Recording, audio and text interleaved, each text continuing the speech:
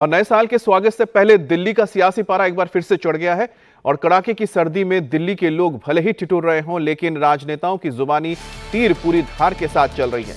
ताजा सियासी बखेड़ा दिल्ली के उपराज्यपाल के उस लेटर से खड़ा हुआ है जो उन्होंने नए साल के मौके पर शुभकामनाओं के साथ दिल्ली के सीएम आतिशी के लिए लिखी है। एलजी ने अपने लेटर में आतिशी के काम को लेकर जमकर तारीफ की है, वहीं केजरीवाल के काम और उनके कार्यकाल पर सवाल उठाए हैं।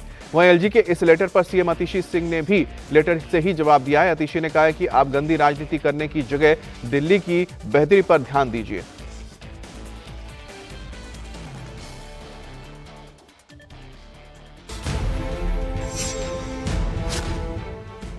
हमारे राजनीतिक गुरु और पार्टी के लीडर अरविंद केजरीवाल जी ईमानदारी की राजनीति करने के लिए हमको राजनीति में लेके आए हैं, हम सबको।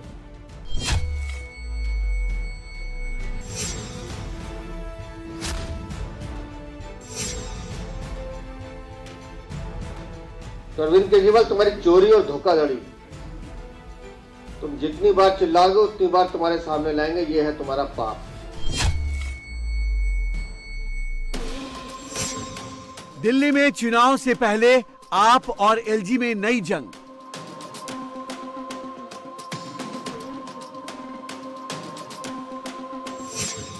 एलजी की आतिशी के नाम चिट्ठी, आप आउट ऑफ कंट्रोल।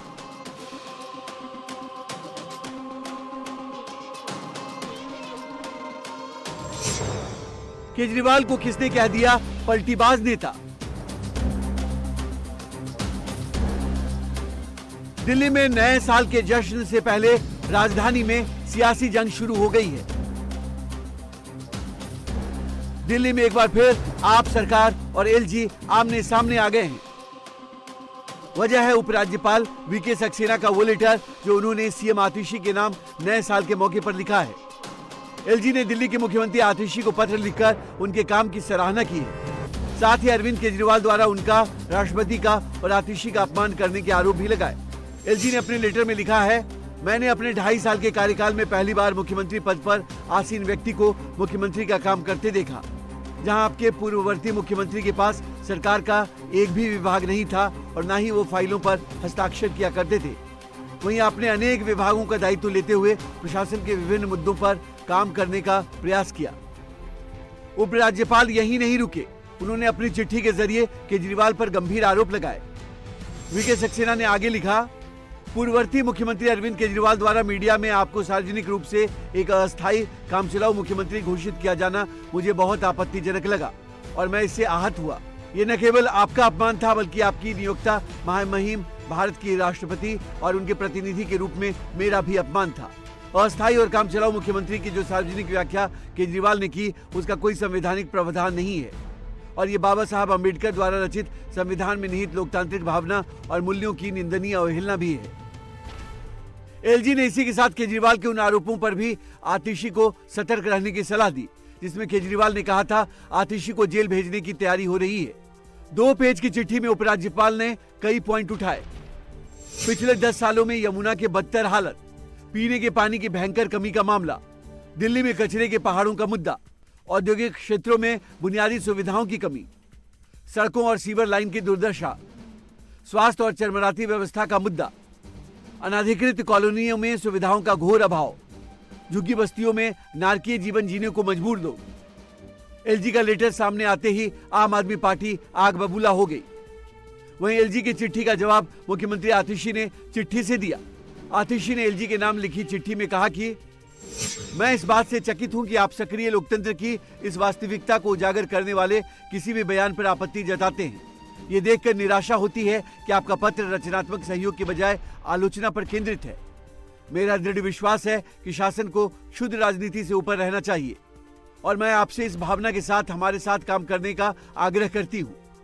दुर्भाग्य से अनावश्यक हस्तक्षेपों द्वारा बार बार उत्पन्न बाधाओं ने महत्वपूर्ण कार्य को धीमा कर दिया है। आतिशी ने उपराज्यपाल को उनकी चिट्ठी पर करारा जवाब तो दे दिया, लेकिन एलजी की चिट्ठी सामने आने के बाद बीजेपी और कांग्रेस दोनों आम आदमी पार्टी और केजरीवाल पर हमलावर हो गई। आतिशी दिल्ली के मुख्यमंत्री है। अब वह रिमोट कंट्रोल वाले मुख्यमंत्री या असली मुख्यमंत्री, ये आम आदमी पार्टी का अंदरूनी मामला है। परंतु बार बार ये कहा जाता है कि टेम्परेरी सीएम है, सीएम तो केजरीवाल साहब बनेंगे, परंतु सरकार तो उनकी बननी नहीं, चुनाव उन्होंने जीतना नहीं, इसलिए केजरीवाल साहब सरकार के मुख्यमंत्री हो नहीं सकते। और वैसे भी कोर्ट का ऑर्डर है जिसके अंतर्गत वह कभी भी मुख्यमंत्री नहीं हो सकते जब तक उनके खिलाफ वह केस खारिज ना हो और वो केस में उनको सजा होनी है। कोई मुख्यमंत्री अस्थायी नहीं होता। मुख्यमंत्री मुख्यमंत्री होता है जब संसदीय दल ने किसी व्यक्ति को नेता चुन लिया और उसकी शपथ हो गई तो वो मुख्यमंत्री है, वो प्रधानमंत्री है। ये आपका पार्टी का इंटरनल मैटर हो सकता है कि आप का संसदीय दल कितने वक्त तक किसको मुख्यमंत्री और प्रधानमंत्री रखना चाहता है, किसको मार्गदर्शक मंडल में भेजना चाहता है। तो ये उन लोगों की बात हो सकती है। वहीं दूसरी तरफ रोहिंग्या के मुद्दे पर आप और बीजेपी आमने सामने है। केजरीवाल केंद्र सरकार और रोहिंग्या को बसाने का आरोप लगा रहे हैं तो बीजेपी ने जोरदार पलटवार किया है। केंद्रीय मंत्री हरदीप सिंह पुरी ने केजरीवाल को भारतीय राजनीति के इतिहास में सबसे अधिक भ्रष्ट, पलटीबाज और झूठा नेता करार दिया। कोई ऐसा सगा नहीं जिसको केजरीवाल ने ठगा नहीं। एक ही झूठ को बार बार फैलाने से वह सच में नहीं बदल जाता। हाँ, आपके झूठे होने का प्रमाण बार बार अवश्य दे देता है। सच्चाई ये है कि आज तक कहीं भी किसी भी रोहिंग्या को कोई भी फ्लैट नहीं दिया गया है।